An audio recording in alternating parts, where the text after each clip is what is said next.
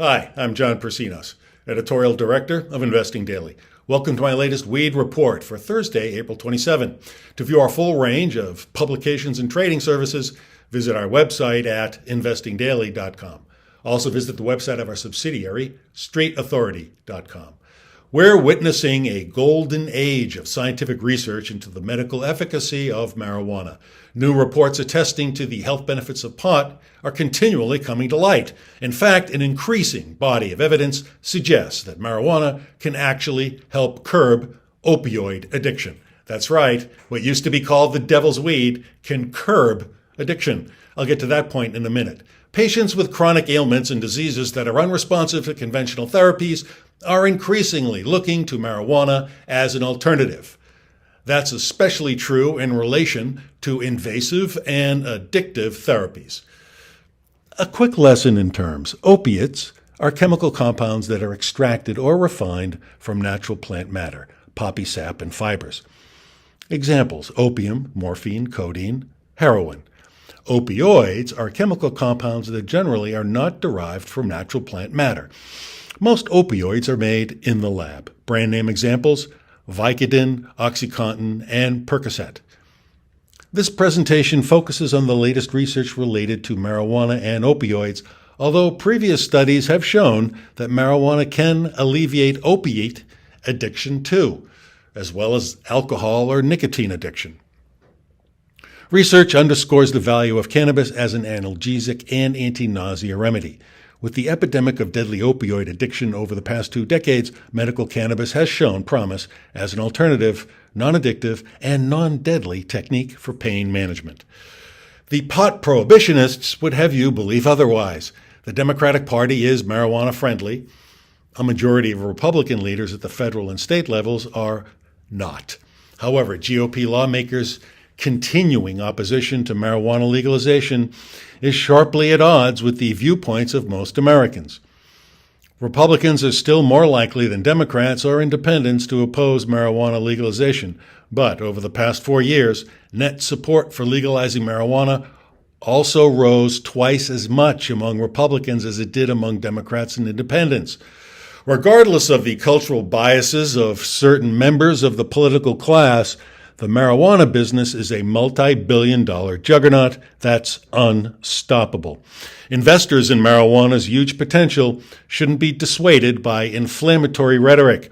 Anti-pot crusaders have consistently proven unsuccessful in putting the genie back into the bottle. A new study links state-level medical marijuana legalization to reduced opioid payouts to physicians, yet another in a long series of empirical studies indicating that patients switch from prescription drugs to medical cannabis when given legal access. The study, released in late March by medical marijuana researchers at the University of Florida, University of Southern California, and Purdue University, found a significant decrease in direct payments from opioid manufacturers to pain medicine physicians as an effect of MML, medical marijuana law, passage, and asserted that physicians in states with MML are prescribing fewer opioids. Researchers analyzed transaction data involving direct payments from opioid manufacturers to physicians from 2014 to 2017, seeking to determine if medical cannabis legalization had a causal impact. The study showed evidence that the decreased opioid manufacturer payments was due to the availability of medical marijuana as a substitute.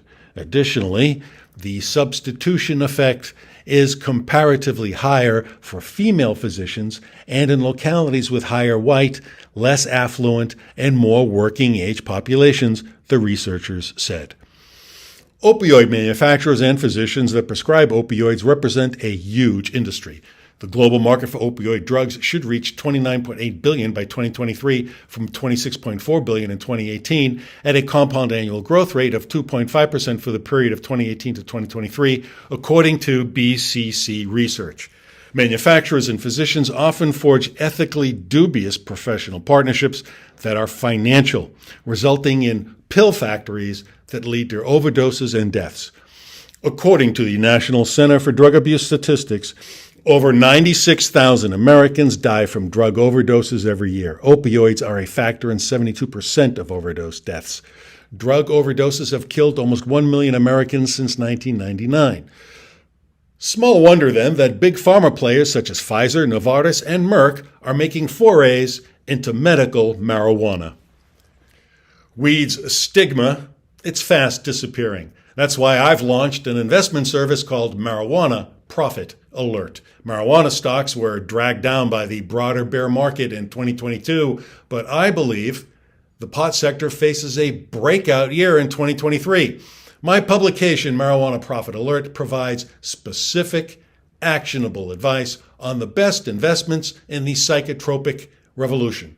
For details, click the URL at the bottom of the article that accompanies this video on the Investing Daily website. Well, that's it for now, and if you have any questions or feedback, send me an email at mailbag@investingdaily.com.